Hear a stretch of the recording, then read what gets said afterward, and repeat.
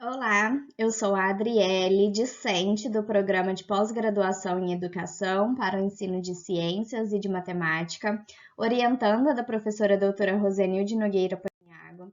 Essa videoaula é a parte assíncrona de um curso de formação docente, que é o meu produto educacional, parte de minha pesquisa de mestrado, que tem como objetivo contribuir com o processo de formação inicial na e pela pesquisa de futuros professores de ciências, por meio da elaboração de um material didático instrucional a ser utilizado nas práticas formativas de estágio.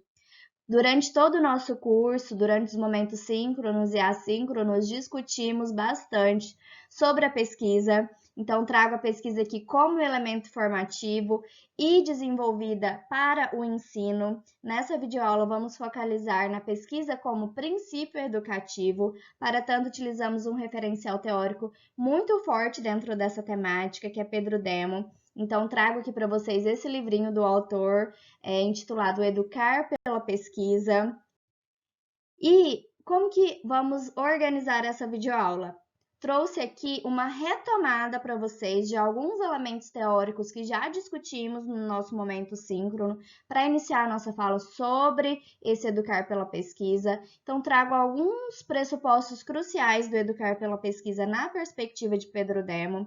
O autor ele sinaliza que para o trabalho dentro dessa perspectiva é fundamental proporcionar um ambiente positivo, uma participação ativa dos estudantes durante todo o processo e o trabalho conjunto, o trabalho interdisciplinar, o trabalho com a equipe pedagógica, com a comunidade escolar. Então, esses são aqui pressupostos importantes para o trabalho dentro da perspectiva do Educar pela Pesquisa. O autor destaca também o que se possibilita aos estudantes quando se trabalha dentro desse viés. Então, possibilita-se que os estudantes saibam pensar, aprendam a aprender, aprendam a avaliar-se e avaliar. Então, aqui a avaliação, ela não é mais totalmente papel do professor, somente do professor. Aqui o estudante também se avalia, ele faz parte de todo o processo. Então, ele também faz parte desse processo de avaliação. Qualidade formal e política. Dentro do Educar pela Pesquisa, da pesquisa como princípio educativo, entende-se que a educação está totalmente relacionada com a política, não é algo desvinculado desse aspecto político. Então, tem-se essa qualidade formal e política. Agora, vamos trabalhar sobre, vou apresentar para vocês duas práticas de ensino que são perspectivadas nesse Educar pela Pesquisa, nessa vertente teórica que Pedro Demo tanto defende. Essas duas práticas estão sinalizadas no último capítulo desse livro da professora Rosenilde, que é minha orientadora. O livro tem como título Os Professores, Seu Saber e Seu Fazer. Lá no último capítulo ela destaca duas de suas memórias pedagógicas perspectivadas dentro desse viés da pesquisa. A autora intitula essas duas memórias pedagógicas, essas duas práticas de ensino, como práticas colaborativas e possibilidades de pesquisação em uma escola do campo, e a horta pedagógica no contexto do Programa Institucional de Bolsas de Iniciação à Docência. Então, são essas duas práticas que vamos melhor discutir aqui nessa videoaula. Em relação à primeira, destaca-se que essa foi uma experiência da professora Rosenilde enquanto professora da educação básica e gestora de uma escola de educação pública. Então, inicialmente, o que se fez ali para a efetivação dessa prática? Levou-se aos professores dessa escola estudos sobre a educação do campo e a pesquisa na formação e na prática docente. Então, é um elemento que Pedro Demo destaca bastante em sua obra, é que para que o professor trabalhe com a pesquisa no ensino, a pesquisa como princípio educativo, primeiro ele precisa ser um professor pesquisador. Então, levou-se esses conhecimentos para os professores que trabalhavam ali nessa escola. E também levou-se estudos relacionados à educação do campo, porque essa escola se inseria ali no campo, então importante que os professores soubessem ali referenciais teóricos relacionados a essa temática. Posterior a isso, que foi feito? Um diagnóstico escolar. Então, durante os nossos momentos síncronos, sempre discutimos sobre o quão importante é que o professor conheça a sua realidade escolar. E para isso, o que ele precisa fazer? Um diagnóstico escolar. Precisa saber ali quais são as necessidades daquele ambiente onde ele está inserido, e isso acontece por meio desse diagnóstico escolar, que acontece ali por meio de entrevistas, diário de campo, observação, que são elementos também que discutimos durante o nosso curso. Ademais a isso, é a inserção de elementos da vivência do aluno no planejamento escolar. Então, quando se trabalha com a pesquisa como princípio educativo, os conteúdos escolares, os saberes pedagógicos são articulados com o ambiente onde esses estudantes estão inseridos. Então, existe essa relação entre a vivência e os saberes científicos. E a partir disso, a partir desses elementos, desse diagnóstico, entendeu-se a necessidade da construção de uma horta e da reconstrução de uma nascente ali da cidade onde essa escola estava inserida. Criou-se então um projeto mãe que abarcasse essa construção da horta e a reconstrução dessa nascente. E a partir desse projeto surgiu-se vários subprojetos. Por que esses subprojetos são importantes? Porque eles destacam, gente, um trabalho colaborativo, a cooperação entre várias pessoas de diferentes áreas. Então, a autora sinaliza que houve cooperação de pessoas ali das ciências, da química, da biologia, de vários professores de várias disciplinas que trabalhavam juntos em prol ali do processo de ensino e aprendizagem desses eventos.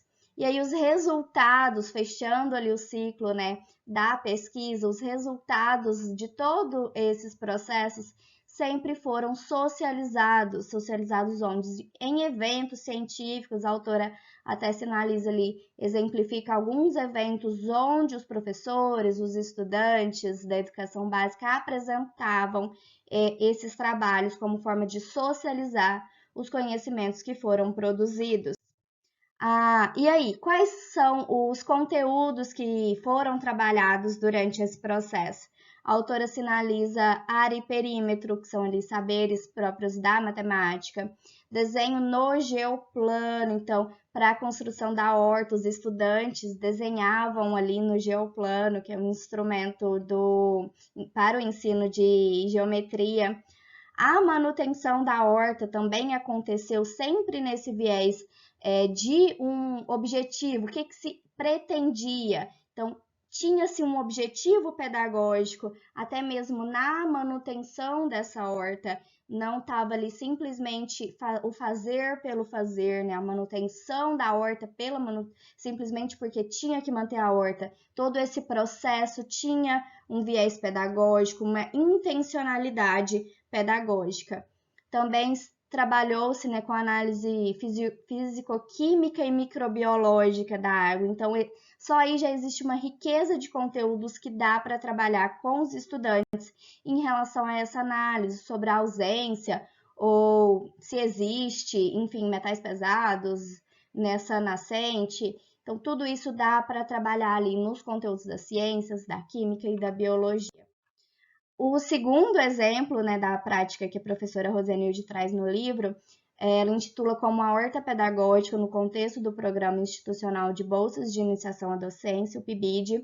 Ela já sinaliza que essa experiência aconteceu enquanto professora formadora, então ela não estava ali diretamente na sala de aula, ela atuava enquanto formadora de futuros professores e trouxe aqui alguns tópicos que ela destaca durante esse processo dessa prática. Então, inicialmente tem-se um diagnóstico com as escolas participantes ali, ela destaca que foram 5 escolas.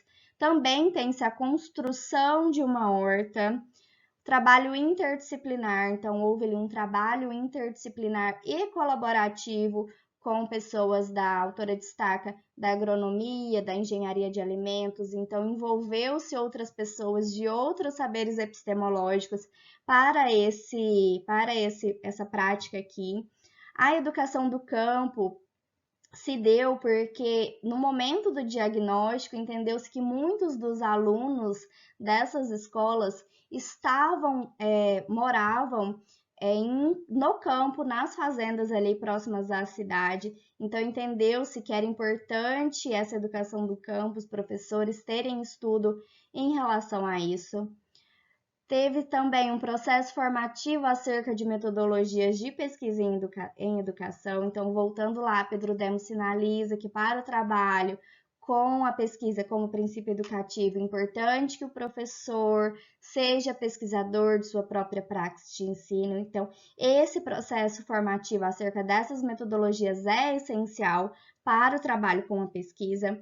E, por fim, a socialização desses resultados, os resultados dessa prática em eventos. No livro, a autora destaca também alguns eventos, traz a narrativa dos professores, dos estudantes que participavam, essas narrativas que sinalizam que eles apresentavam esses resultados nos eventos ali locais. Aqui trago algumas referências, as referências que foram utilizadas nessa videoaula.